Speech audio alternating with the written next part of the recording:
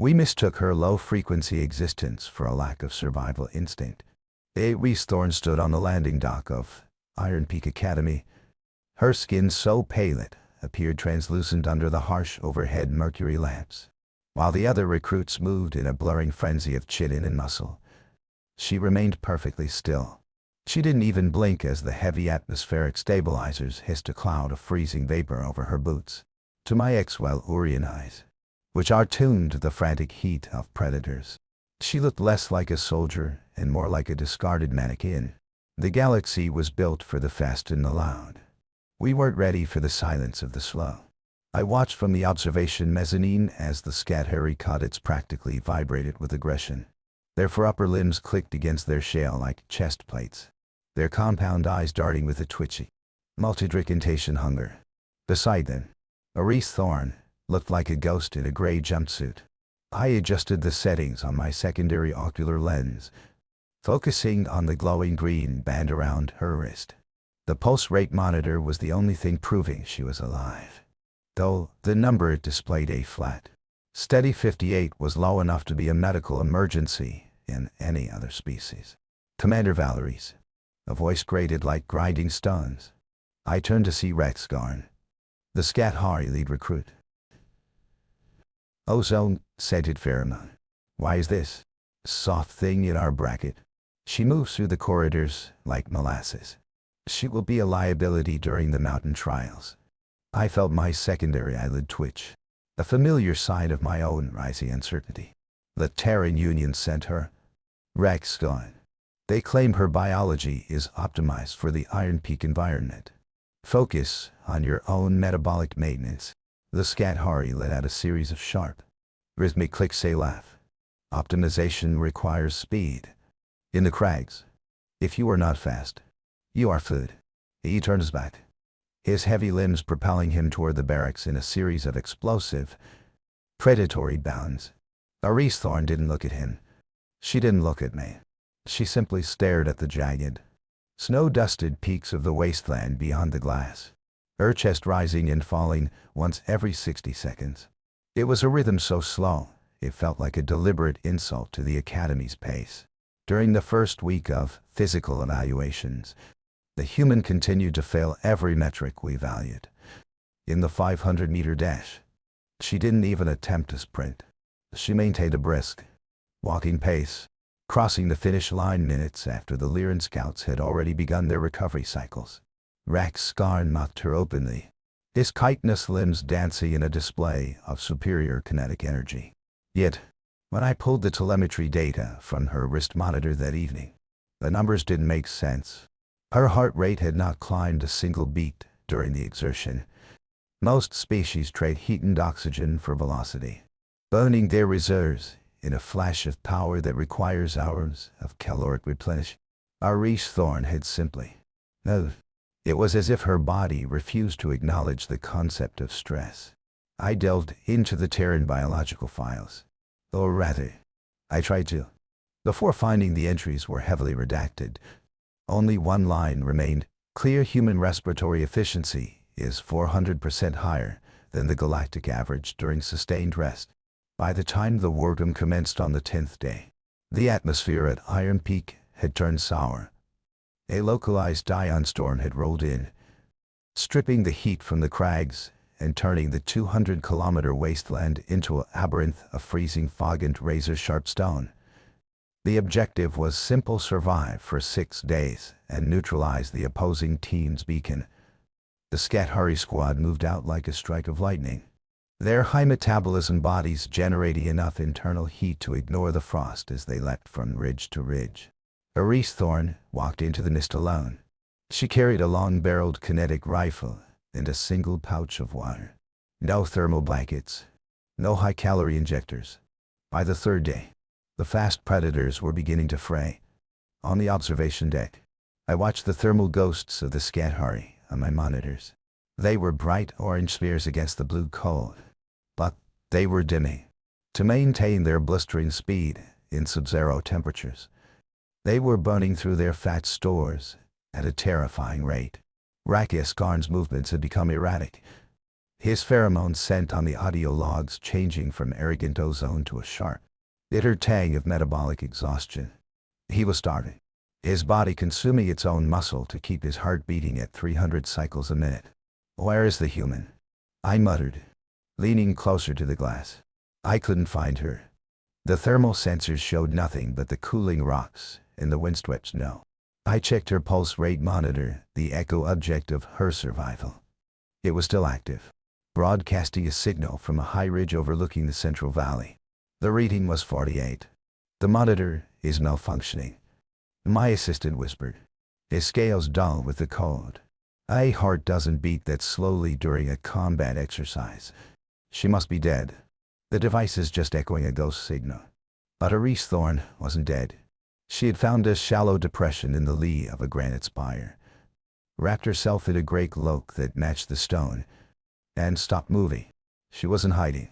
She had become a part of the topography.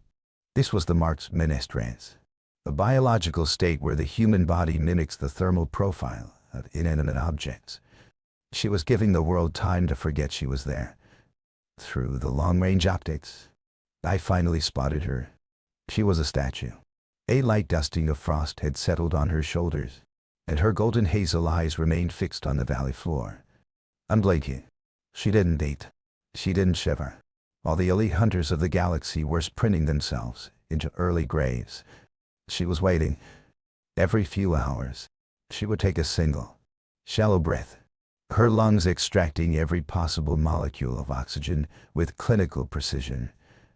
On the 5th night, the wardom reached its breaking point. Rak's Karn squad was down to active combatants. They were stumbling through the snow, their movements no longer a blur, but a series of jerky, desperate lunges. Their compound eyes were clouded with hunger rot. They had spent their fire too early. Leading the hunt was a race. Now, the environment was reclaiming them. The Scat-Hari leader reached the base of the spire where he waited. He knew someone was nearby. His twitchy antennae could sense the faint vibration of a heartbeat, but he couldn't find a heat signature to lock onto. He screamed into the wind, a sound of clicking fury and feline desperation. He began to climb, his claws scraping against the shale with a sound like metal on metal. He was 50 meters from the top. 40. Arise Thorn didn't reach for her rifle with the panicked haste of a soldier about to be overrun. She moved with the agonizing slowness of a tectonic plate. It took her 3 minutes to shift her weight and another 2 to bring the stock to her shoulder. Her heart rate, displayed on my screen, actually dropped. 45th, 43, 42. Raxkarn crested the ridge, a terrifying shadow of jagged chit in unbared mandibles.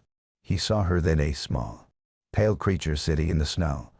He gathered his remaining strength for one final, explosive pounce, his muscles tensing for the 300 BPM surge that would end the match. Just as his feet left the ground, his right claw slit. It was a micro-stumble, a millisecond of error caused by a week of metabolic starvation and trembling nerves. In that frozen moment, Arise Thorn acted. She didn't lead the target. She waited for the target to lead himself into the path of the round. She slowly wiped a single speck of dust from the rifle's safety catch, an undead, quiet gesture that felt like a death sentence. The rifle barked once, a dry, sharp crack that the thin mountain air swallowed instantly. Raxkarn didn't even have time to vent a final pheromone. The kinetic slug caught in my dread, the impact sending his exhausted, lightweight frame tumbling back down the crags. He hit the snow 50 meters below and didn't move. He wasn't dead, the rounds weren't unlethal, but his body had nothing left to give. He lay there, a broken insect in the dirt, while the lethargic human remained on her perch, her heart rate still a steady, terrifying 42. I stood in silence on the observation deck. I realized then that I had misread the data logs from the start of the exercise. Arise had been sitting on that ridge since the 2nd hour of the war gun. She could have taken the shot on day 2, or day 3, or day 4. She hadn't been waiting for the perfect moment. She had been waiting for the environment to do the heavy lifting for her. She had let the Scat-Hari beat themselves against the mountain, until they were too weak to resist. She wasn't resting. I whispered, my secondary eyelid twitching with a newfound chill. She was hunting the entire time. The war demanded. An hour later, the recovery teams had to carry the Scathari and Lyran cadets out on stretchers. Their systems collapsed from the strain of their own speed. Maurice Thorne walked back to the barracks.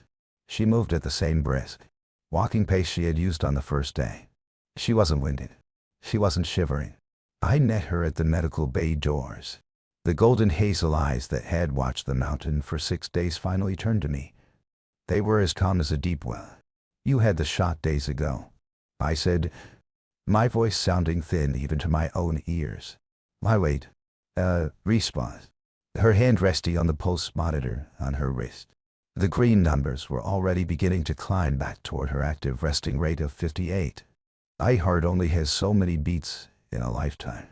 Commander, she said. Her voice clipped and devoid of any boastful heat. Why waste them on a chase? The mountain was going to win for me. She turned and walked into the warmth of the bay, leaving me alone in the corridor.